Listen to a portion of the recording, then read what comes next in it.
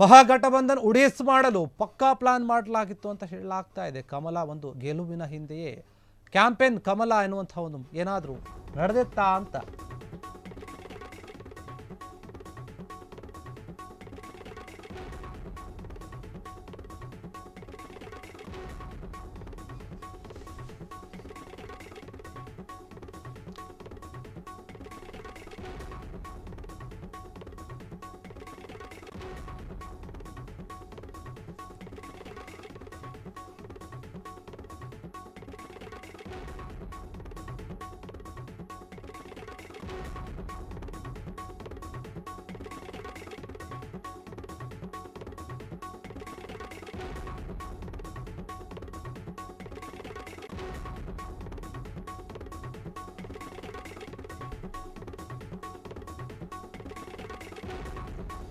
ಏನು ಬಿಹಾರದಲ್ಲಿ ಚುನಾವಣೆ ಆಯಿತು, ಆ ಒಂದು ಚುನಾವಣೆ ಒಂದು ಇವತ್ತು ಫಲಿತಾಂಶ ಬರ್ತಾ ಇದೆ, ಇನ್ನೇನು ನಿಖರವಾದ ಫಲಿತಾಂಶ ಬರುತ್ತೆ. ಹೀಗಾಗಿ ಮಹಾಗಠಬಂಧನ್ ಉಡೀಸ್ ಮಾಡೋಕೆ ಒಂದು ಪಕ್ಕಾ ಪ್ಲಾನನ್ನು ಮಾಡಲಾಗಿತ್ತು ಅಂತ ಹೇಳಲಾಗ್ತಾ ಇತ್ತು. ಇದೇ ಒಂದು ವಿಚಾರವಾಗಿ ಏನಾಗ್ತಾ ಇದೆ ಅಂತಂದರೆ, ಕಮಲ ಗೆಲುವಿನ ಹಿಂದೆ ಇದೆ ಕ್ಯಾಂಪೇನ್ ಕಮಲ ಅನ್ನುವಂಥ ಒಂದು ಮಾತು ಕೇಳಿ ಬರ್ತಾ ಇದೆ. ಬಿಹಾರ ಚುನಾವಣೆಯಲ್ಲಿ ಕಮಲ ಗೆಲುವಿನ ಒಂದು ಹಿಂದೆ ಕ್ಯಾಂಪೇನ್ ಕಮಲ ಮಾಡಿದ್ದಾರೆ ಅಂತ ಹೇಳಲಾಗ್ತಾ ಇದೆ. ಹೀಗಾಗಿ ಈ ಒಂದು ಚುನಾವಣೆಯಲ್ಲಿ ಬಿಹಾರ ಮಾತ್ರವಲ್ಲದೆ ಕೇಂದ್ರ ಸರ್ಕಾರದ ಮೇಲೂ ಕೂಡ ಒಂದು ಪರಿಣಾಮ ಬೀರುವಂತಹ ಒಂದು ಕಾರಣ ಏನಿತ್ತು, ಬಹಳ ಒಂದು ಲೆಕ್ಕಾಚಾರಗಳನ್ನು ಮಾಡಿನೇ ಈ ಒಂದು ಪ್ರಚಾರವನ್ನು ಮಾಡಿದ್ರು ಚುನಾವಣೆಯಲ್ಲಿ. ಹೀಗಾಗಿ ಲೋಕಸಭಾ ಚುನಾವಣೆಯ ಒಂದು ಏನಾಗಿತ್ತು ಅಂದರೆ ಬಿಜೆಪಿಗೆ ಸ್ವಲ್ಪ ಹಿನ್ನಡೆಯಾಗುತ್ತೆ. ಹೀಗಾಗಿ ಹಿನ್ನಡೆಯಾಗಿದ್ದ ಒಂದು ಕಾರಣಕ್ಕೆ ಅಧಿಕಾರಕ್ಕೆ ಇರಲು ನಾನಾ ಕಾರಣ ಕೂಡ ಇತ್ತು.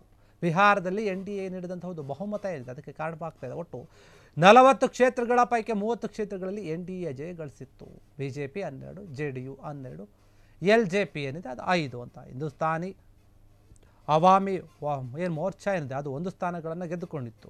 ಒಂದು ವೇಳೆ ವಿಧಾನಸಭಾ ಚುನಾವಣೆಯಲ್ಲಿ ಹಿನ್ನಡೆ ಆದರೆ ಅದು ಕೇಂದ್ರದ ಮೇಲೂ ಕೂಡ ಪರಿಣಾಮ ಬೀರುವಂಥ ಸಾಧ್ಯತೆ ಇದೆ ಅಂತ ಕೂಡ ಹೇಳಲಾಗಿತ್ತು. ಹೀಗಾಗಿ ಈ ರೀತಿ ಯಾವುದೇ ಹಿನ್ನಡೆ ಆಗದೆ ಇರಲು ಈಗ ಮೊದಲು ಬಹಳ ಒಂದು ಚೆನ್ನಾಗಿ ಸ್ಥಾನಗಳನ್ನು ಕೂಡ ಹಂಚಿಕೆ ಮಾಡಿಕೊಂಡಿತ್ತು. ಈ ಒಂದು ವಿಚಾರವಾಗಿ ಭಿನ್ನಾಭಿಪ್ರಾಯ ಬಂದರೂ ಕೂಡ ಅಮಿತ್ ಶಾ ಮಧ್ಯಪ್ರವೇಶಿಸಿ ಪರಿಹಾರಗಳನ್ನು ಮಾಡುವಲ್ಲಿ ಯಶಸ್ವಿ ಕೂಡ ಆಗಿದ್ರು ಈ ಒಂದು ವಿಚಾರವಾಗಿ. ಹೀಗಾಗಿ ಎಲ್ಲೋ ಒಂದು ಕಡೆ ಬಿಹಾರದಲ್ಲಿ ಈ ರೀತಿಯಾದಂತಹ ಒಂದು ಸ್ಪಷ್ಟವಾದಂತಹ ಚಿತ್ರಣ ಬರೋಕೆ ಒಂದು ದೊಡ್ಡ ಪ್ಲಾನನ್ನೇ ಮಾಡಲಾಗಿತ್ತು. ಯಾಕಂದರೆ ಎಲ್ಲ ರೀತಿಯಲ್ಲಿ ಎಚ್ಚರಿಕೆಯಿಂದ ಪ್ರಚಾರವನ್ನು ಕೂಡ ಮಾಡಲಾಗಿತ್ತು. ಯಾಕಂದರೆ ಕೇಂದ್ರ ಸರ್ಕಾರದ ಒಂದು ಆಡಳಿತ ಮೇಲೆ ಕೂಡ ಪರಿಣಾಮ ಬೀರಬಾರ್ದು. ಹೀಗಾಗಿ ಅದನ್ನು ಕೂಡ ಗಮನದಲ್ಲಿಟ್ಟುಕೊಂಡು ಪ್ರಚಾರವನ್ನು ಮಾಡಿದರು. ಒಂದು ವೇಳೆ ಏನಾದರೂ ಗೊಂದಲಗಳು ಬಂದಾಗ ಅಥವಾ ಭಿನ್ನಾಭಿಪ್ರಾಯಗಳು ಬಂದಾಗ ಆ ಸಮಯದಲ್ಲಿ ಅಮಿತ್ ಶಾ ಮಧ್ಯಪ್ರವೇಶಿಸಿ ಕೆಲವೊಂದು ವಿಚಾರಗಳನ್ನು ತಣ್ಣಗೆ ಮಾಡುವಂತಹ ಕೆಲಸವನ್ನು ಅಥವಾ ಸುಧಾರಿಸುವಂಥ ಕೆಲಸವನ್ನು ಅಮಿತ್ ಶಾ ಮಾಡ್ತಾಯಿದ್ರು. ಹೀಗಾಗಿ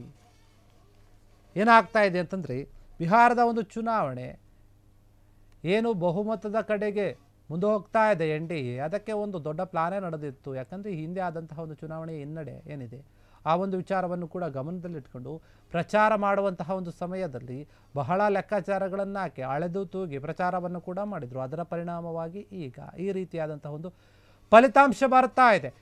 ಇಂದು ಏನು ಫಲಿತಾಂಶ ಪ್ರಕಟವಾಗ್ತಾ ಇದೆ, ಕ್ಷಣ ಕ್ಷಣಕ್ಕೂ ಕೂಡ NDA ಮುಂದೆನೇ ಹೋಗ್ತಾ ಇದೆ, ಯಾವುದೇ ಕಾರಣಕ್ಕೂ ಹಿಂದೆ ಬರ್ತಾ ಇಲ್ಲ. ಗೆಲುವನ್ನು ತಡೆಯೋಕೆ ಆಗೋದಿಲ್ಲ ಅನ್ನುವಂಥ ರೀತಿಯಲ್ಲಿ NDA ಮುಂದೆ ಹೋಗ್ತಾ ಇರುವಂಥದ್ದು ಈ ಒಂದು ವಿಚಾರವಾಗಿ.